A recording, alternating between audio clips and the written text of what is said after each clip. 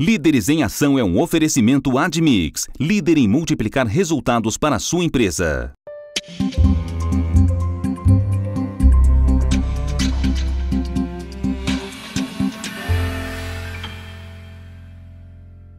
Ao longo dos 7 programas anteriores, você viu as atitudes e competências que fazem o líder inspirador.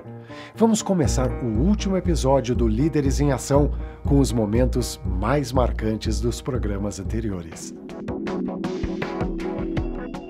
Os líderes mais competentes que eu conheço são aqueles que conseguiram, juntamente com as suas equipes, formular de uma forma clara e inequívoca a causa que todos deverão se mobilizar, ir atrás e tentar transformar em realidade.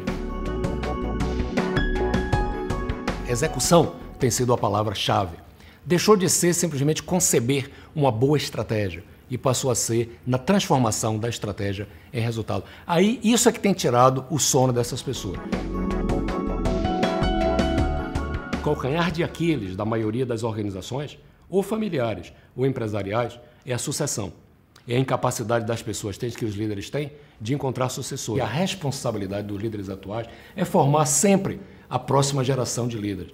Nós temos que ter a consciência do que é óbvio, mas tem que ser trazido ao nível da consciência, que a continuidade de qualquer projeto, quer seja familiar ou empresarial ou um projeto político de um país, só se dará a partir da disponibilidade de líderes que possam, no futuro, empunhar essa bandeira e fazer a causa chegar aonde uma vez foi sonhada que ela chegaria. O líder 360 graus ele é um construtor de pontes, mais do que um construtor de paredes. Ele busca sinergias e alianças com clientes, com fornecedores, com parceiros. Ele tenta juntar o injuntável, consegue fazer aquilo que só os líderes realmente diferenciados conseguem. Os líderes extraordinários que eu conheço, nas empresas ou nas comunidades, em ONGs, pessoas muito simples, pequenos empreendedores, são aquelas pessoas que surpreenderam pelos resultados. Aquilo que eu digo assim, fizeram mais do que o combinado, foram além do job description, fizeram alguma coisa que ninguém esperava. E ao surpreender, é aí que um líder se impõe. A mais fundamental das características, dessas forças desse novo líder, é a capacidade de inspirar pessoas pelos valores e que garante realmente a perpetuidade das organizações. Na minha experiência convivendo com várias empresas, vários lugares do mundo, eu consigo perceber alguns valores que são, de uma certa forma, universais. Um dos principais é a ética, fundamental, que a organização tenha como valor a ética sempre, em todos os níveis, praticada em todos os níveis. Segundo, a integridade nas decisões, no momento das escolhas que os executivos têm que fazer. Terceiro, respeito ao outro, respeito ao ambiente, respeito ao social. O que é importante chamar a atenção é de que não existem atitudes certas ou erradas. A atitude certa é aquela que funciona, no sentido de que é aquela que, sem trair valores éticos, ela tem adesão muito forte com a estratégia da empresa, com os resultados que você quer alcançar e com a natureza do negócio. A capacidade está principalmente, eu diria, no empreendedorismo, na cultura, no sistema de valores, na descentralização da empresa, na forma pela qual ela toma decisões, no respeito às pessoas, no foco no cliente, no foco no resultado. Isso é o sistema de valores traduzido em atitudes e posturas no dia a dia. Para fechar esta série com chave de ouro, o 8º e último episódio do Líderes em Ação é direcionado para aquilo que constitui a essência do líder, seu próprio autodesenvolvimento. Antes de pretender liderar os outros, aprenda a liderar a você mesmo. Este é um sábio conselho que eu ouvi e que realmente me fez redirecionar todo o meu pensamento sobre a liderança. Normalmente, na literatura sobre liderança, existe muita coisa, muita teoria, muito conceito que tenta, sim, ajudar o líder a liderar melhor a sua equipe, a obter melhor desempenho dos outros, a obter melhor resultado dos outros, a transformar a sua equipe numa equipe de alta performance, como se liderança fosse uma coisa que pertencesse aos outros, a partir do líder. E eu acho que, realmente, antes do líder pretender liderar os outros, deve aprender a liderar a si mesmo. Acho que a lição fundamental do líder, o pré-requisito fundamental para uma pessoa aprender a ser líder, é o seu autoconhecimento. Eu acho importante o autoconhecimento para um líder, para ele exercer a liderança dele, principalmente porque ele precisa ser coerente com as atitudes dele. Então, uma pessoa que se conhece os seus limites, né? pode ter uma melhor condição de conhecer o outro. Se ele não se conhece, ele não conseguirá jamais conhecer também o seu liderado. Na literatura sobre liderança, a palavra que nós mais encontramos associada ao termo líder é a palavra visionário, quer dizer, da ideia de visão. O líder precisando enxergar o rumo, o futuro, como se ele precisasse usar um telescópio para ver o rumo, para ver o futuro, para poder ver as outras pessoas, as suas equipes. Tudo isso é importante, mas eu acho que antes do líder usar um telescópio, nessa imagem que nós estamos fazendo aqui, eu sugiro que os líderes aprendam a usar 2 outros instrumentos. Um é o microscópio, para que ele consiga também enxergar os detalhes, enxergar as coisas que ninguém consegue perceber, porque elas não são perceptíveis a olho nu, e também utilizar um estetoscópio, que é aquele instrumento que os médicos usam para fazer com que a gente enxergue as nossas vozes interiores e que a gente consiga perceber dentro de nós próprios. Quer dizer, o líder precisa fazer um autoexame, se conhecer, ter um nível de autoconhecimento grande, antes de pretender conhecer o espaço, conhecer as outras pessoas, conhecer o rumo e assim por diante. Eu acho que eu sou estressada, sou ansiosa. Estressado, moro em São Paulo e trabalho na Bolsa. Eu sou calmo. Nada tira a nossa paciência, tem que ter paciência para tudo. Foi em Punta del Este, o famoso balneário no Uruguai, onde aconteceu um fato para mim bastante marcante durante um evento que eu conduzi, com cerca de 150 altos executivos de várias empresas da América Latina. Quando eu estava no início de uma apresentação que eu estava fazendo, de repente eu fui interrompido pelo CEO, pelo presidente de uma dessas empresas, que me disse o seguinte: eu vi nesse momento que a sua esposa estava segurando o seu braço assim, e ele disse: eu estou cansado de ser uma estrela brilhante no meu trabalho e ser uma lua minguante na minha casa. Nesse momento deu-se um completo silêncio diante dos seus pares, cerca de 150 executivos, e eu fiquei realmente refletindo sobre a profundidade daquela colocação que havia sido feita, que ela simboliza de uma forma assim clara e inequívoca essa busca pelo equilíbrio que mesmo os altos executivos estão tentando obter, em administrar melhor, gerenciar melhor as diferentes dimensões na sua vida, como ele estava denunciando ali, de ter um maior equilíbrio entre a sua vida familiar, pessoal, qualidade de vida, com o seu sucesso profissional. Esse é um dos grandes desafios dos executivos, conseguir conciliar de uma forma harmônica, equilibrada, balanceada, as diferentes dimensões da sua vida.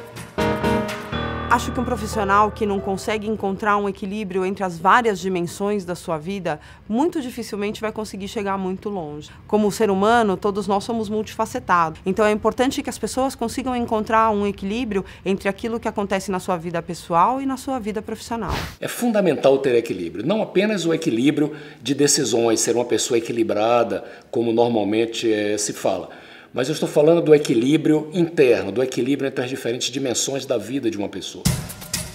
Acho que a receita para o equilíbrio é procurar sempre ter bom senso, tranquilidade. Isso é sensato. A gente chega no trabalho um pouco nervoso, a gente não pode descontar nas pessoas, nem em casa. Ter outras atividades além do trabalho te dá um equilíbrio.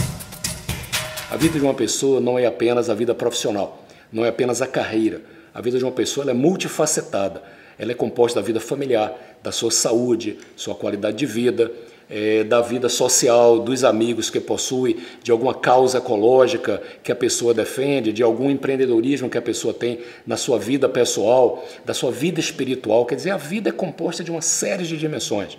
Infelizmente, os líderes tentam se tornar líderes apenas enfatizando uma das suas dimensões, que é a dimensão da sua carreira e da sua vida profissional.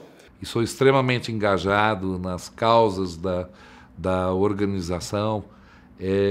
Realmente fica muito difícil você ter esse equilíbrio.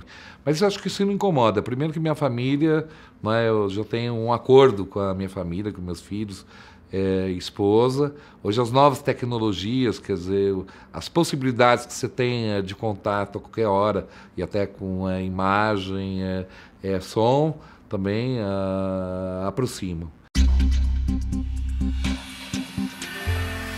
Líderes em Ação é um oferecimento Admix, líder em multiplicar resultados para a sua empresa.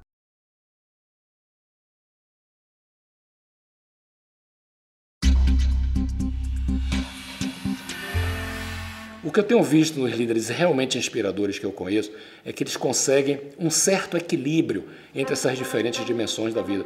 Mesmo que em determinado momento, um período, um determinado ano, eles enfatizem mais uma.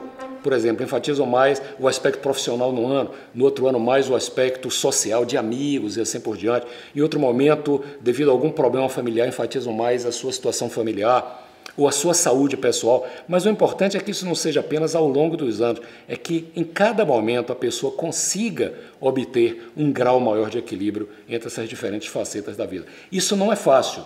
Em alguns momentos a gente é levado por uma série de exigências, pelo estresse que se vive, a privilegiar mais uma das dimensões, mas mesmo que a gente deixe de lado um pouco uma dessas dimensões, a gente não pode esquecê-la e tem que entender que tem que deixar de lado momentaneamente, que no momento seguinte a gente tem que resgatar aquele sacrifício que às vezes a gente faz na nossa saúde ou qualidade de vida, ou vida familiar, ou vida espiritual, ou vida social, ou qualquer que seja a outra dimensão que foi negligenciada porque se privilegiou um determinado momento na sua vida. No meu conceito, a palavra de ordem é: sucesso está no equilíbrio total.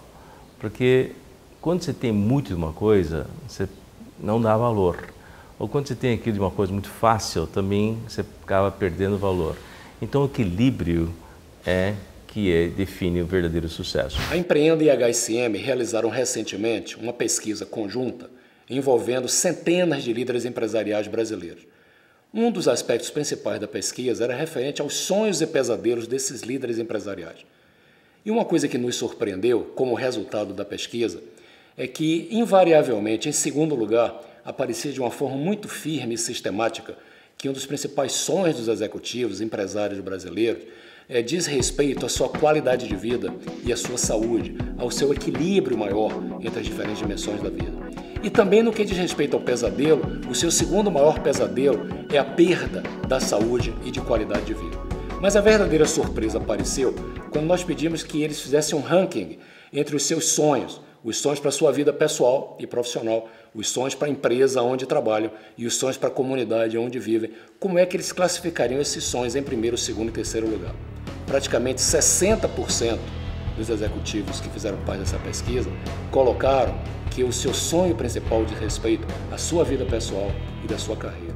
30% colocaram, isso vem em segundo lugar, os sonhos para a empresa pelos quais são responsáveis. E um pouco mais de 10% colocaram que vinha em primeiro lugar os sonhos referentes à comunidade, ao país e ao mundo onde nós vivemos. O que eu faço para manter o melhor equilíbrio dentro da minha própria vida? É preocupar comigo mesmo. Quer dizer, eu não delego esta preocupação para ninguém. O primeiro passo que eu busco para atingir o equilíbrio entre as várias dimensões da minha vida, seja ela a vida pessoal, vida profissional, a saúde, é garantir que eu primeiro me realizo em cada uma dessas dimensões. O segundo passo, eu acho que é garantir que cada pedacinho da minha vida eu me dedico por inteiro para ele. Então, quando eu estou em casa, eu estou pensando na minha família, eu estou pensando nos meus amigos. Quando eu estou no trabalho, eu tenho que garantir que eu sou produtivo o suficiente para estar lá sem estar pensando em outra coisa e não levar as minhas preocupações profissionais para dentro de casa. A era do especialista, do expert, da pessoa unifuncional, está chegando ao fim. Agora nós precisamos de pessoas que sejam multitudo, multifuncionais, multicompetentes, multi-inteligentes, as pessoas que realmente consigam ter uma capacidade de entender uma organização como um todo e atuar aonde seja necessário, e assim que surge uma oportunidade para o exercício da liderança. Eu acho que multitudo define muito bem qual é a característica principal do profissional do futuro. É mais fácil aprender uma coisa nova, desaprender, tirar um vício é mais difícil, né? Porque você vicia, você faz aquilo, é automático, e quando você vê, você está fazendo a mesma coisa de antes. Desaprender. Alguma coisa que você já tem enraizado dentro de você, acho que é mais difícil. Desaprender. Ou seja, ao longo da nossa vida, tempo de escola, ao longo da própria vida, convivência dentro de empresa, a gente vai acumulando conhecimentos, informações que já perderam a noção do tempo, já perderam a validade. São coisas que não têm mais utilidade daqui para frente. E nós precisamos, assim como em qualquer máquina, um laptop, a gente precisa deletar de vez em quando. Senão a memória fica acumulada e a máquina trava. Da mesma forma, a nossa capacidade de aprendizado. Se nós não aprendermos a digerir e a nos liberar de algumas informações, aprendendo a desaprender, a gente acaba ficando impossibilitado, às vezes, de aprender o novo. E é por isso que muitas vezes as pessoas resistem ao aprendizado do novo. Quando eu compro um aparelho novo, quem utiliza, primeiro quem usa é o meu filho, porque ele tem assim um senso de querer conhecer muito maior do que o adulto, né? Então ele primeiro vê como é que funciona e depois repassa. Já nem precisa ler a parte de índice lá, já vão direto instalando, funcionando e ouvindo som, uma televisão. Então, primeira etapa, aprenda a desaprender. Há muitas coisas que a gente já sabe e precisa deixar de saber e, portanto, ao deixá-las de lado, a gente faz melhor, reinventa, inova, recria. Todas as vezes que você e eu temos muitas certezas em relação ao modo como sabemos algo, em relação àquilo que sabemos e ao modo como fazemos, a gente fica aprisionado dentro do mesmo. Várias coisas precisam ser desaprendidas para serem reinventadas. É dentro do ovo que nasce o novo, né? E o novo vem quando a gente gera e consegue criar aquilo que semeia outros tempos e outras formas. Aprender não significa descartar o que já se sabia, significa refazer, renovar, reinventar aquilo que já se conhecia e praticá-lo e pensá-lo também de um outro modo. Para isso, eu preciso deixar para trás aquilo que não serve mais, que é o arcaico, desaprender, e guardar e levar adiante aquilo que me serve, que é o tradicional, o novo. Não se confunda novo com novidade. Novidade é passageira, o novo é aquilo que vem, muda e persiste. Separar o novo da novidade é aquilo que nos leva a aprender melhor. A segunda, aprenda a aprender. E o que eu quero colocar, aqui no meu modo de ver, o aprendizado, aprender a aprender, eu dividiria em 3 tipos, assim. Eu colocaria como se fosse uma fórmula 70, 20, 10. 70 significa o seguinte, 70% do aprendizado que nós temos, a grosso modo, o que a gente pode aprender, vem do dia a dia, do nosso dia a dia, da labuta diária, no treinamento dentro da empresa onde a gente trabalha, na convivência com os nossos pares, participando das reuniões. É ali que a gente tem que processar e aprender, às vezes aprender até com erros para evitar cometer os mesmos erros no futuro. O aprendizado vem assim, é o que os americanos chamavam no passado on-the-job training. Só que eles citavam isso, on-the-job training, para a parte do trabalho manual, com as máquinas, né? Daquela convivência com as máquinas. Hoje a gente não trabalha com tantas máquinas assim.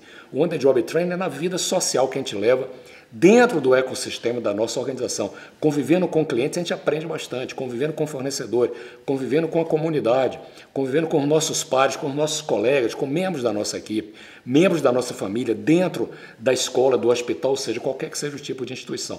Então 70% diz respeito a isso. Eu acho que o aprendizado está na vida real. 20% do aprendizado eu acho que vem da capacidade de relacionamento que a gente tem. É do relacionamento com outras pessoas. É conhecer algumas pessoas diferentes, às vezes é no convívio social, é numa festa, é no clube, é com amigos, é com vizinhos, com algumas pessoas notáveis, lendo um livro, convivendo a partir das histórias de outras pessoas.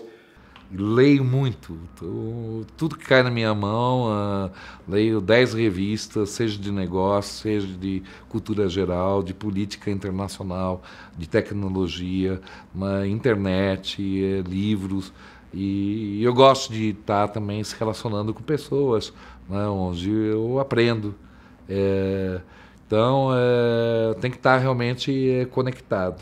Acho que grande parte do aprendizado vem daí. 10% vem em sala de aula. Então veja, muitas vezes as pessoas quando falam em autodesenvolvimento, em treinamento pessoal, as pessoas pensam logo em ir para a escola. Apenas 10% do aprendizado, eu acredito que ocorre dentro da sala de aula. Nós temos que aprender além da sala de aula. Sala de aula, o local de uma faculdade ou de uma organização, ou seja, o ensino formal, aquele momento ali, é mais um momento de aprendizagem, é para processar o aprendizado que a gente tem nos 70% da vida real, nos 20% dos relacionamentos. Sala de aula, para mim, é um ponto de encontro para processar experiências e dali sair algum tipo de aprendizado. Não é a fonte mais central do aprendizado, como era no passado, em que se dependia das escolas, dos cursos de graduação, para sair um profissional bem formado. Então, a minha proposta sempre é assim, não esqueça da fórmula 70, 20, 10.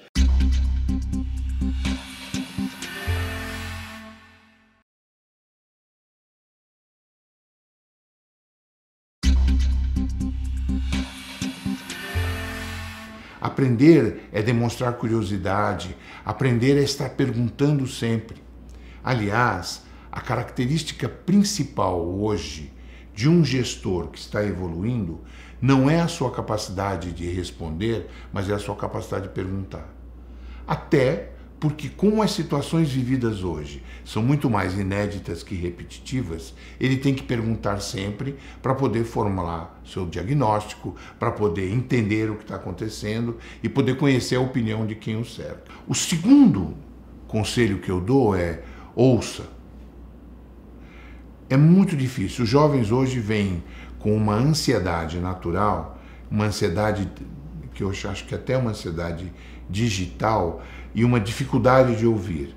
Eles ouvem o começo da frase e interpretam o meio e erram no final. Tem horas que eu estou sentado com uma pessoa, eu sei que ela não está me ouvindo, porque ela me colocou em AM e eu estou transmitindo em FM. Então, ouvir ativamente é ouvir e perguntar ao mesmo tempo, se interessar pelo que você está ouvindo. Né? E o terceiro, que eu acho que é extremamente importante hoje para o jovem, é trabalhar a sua rede de relações. Rede de relações não são as pessoas que você conheceu fugazmente, são pessoas com quem você tem uma história de vida. E estas pessoas é que são os veículos condutores das suas competências e das suas qualidades. A rede de relações hoje, ela é responsável por 70% das mudanças de emprego. A rede de relações é responsável por 50% a 60% da solução dos problemas do dia a dia. É você poder passar a mão no telefone ou mandar um e-mail para uma pessoa em quem você confia e que tem a resposta que você está procurando. Mas essa rede precisa ser cultivada. Não é simplesmente pôr seu nome no Facebook, no LinkedIn. É cultivar uma história de vida com cada uma das pessoas com as quais você convive. Convivência é a melhor forma de aprendizagem. Eu sempre sugiro que as pessoas convivam mais e melhor com seus líderes e convivam mais e melhor com seus liderados. Minha grande líder que me influencia é minha chefe. Ela me influencia pelas atividades, pela conversa, pelo contato que a gente tem dia a dia. Isso para mim é muito importante. Meus antigos gestores, eles influenciaram na minha vida porque me ensinaram muito durante todo o caminho, enfim, que eu fiquei na empresa. Meu grande líder foi meu pai, pelo caráter, pela postura e pelos exemplos que ele deu. Eu acho que estreitar a convivência, não apenas quantitativa, principalmente a convivência qualitativa, é a chave para um desenvolvimento constante das pessoas. Estamos chegando ao final do Líderes em Ação Conversas com César Souza. Mas não encare isso como um fim, mas sim como o reinício do seu processo de aprendizado contínuo. No site líderesemação.com.br você também vai encontrar uma lista de livros, filmes e peças de teatro que tratam do tema da liderança. No workbook Autodesenvolvimento Contínuo, você vai encontrar referências que vão ajudá-lo a montar o seu programa de autoaprendizagem permanente. Use e abuse desse workbook. Não perca esta conversa com você mesmo. Agora, uma mensagem final com o César Souza. Eu gostaria de concluir esta série com trechos da obra de dois Fernandos. Um é o Fernando Pessoa, cuja poesia é o paradigma do que mais alto se pôde fazer no século XX. A superioridade do sonhador consiste em que sonhar é muito mais prático que viver, e em que o sonhador extrai da vida um prazer muito mais vasto e muito mais variado do que o homem de ação. Em melhores e mais diretas palavras, o sonhador é que é o homem de ação.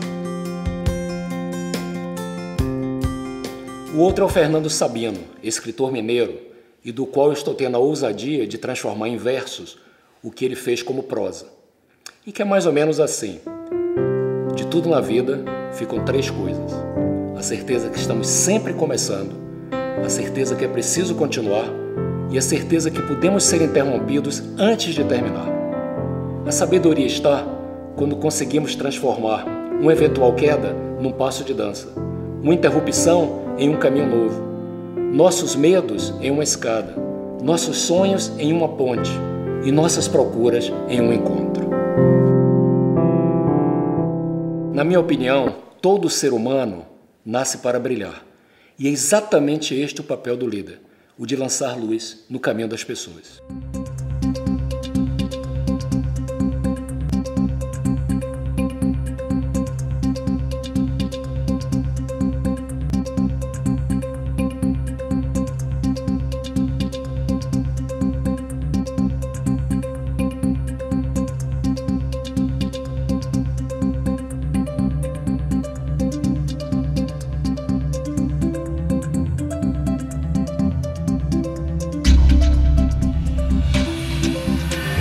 Líderes em Ação é um oferecimento Admix, líder em multiplicar resultados para a sua empresa.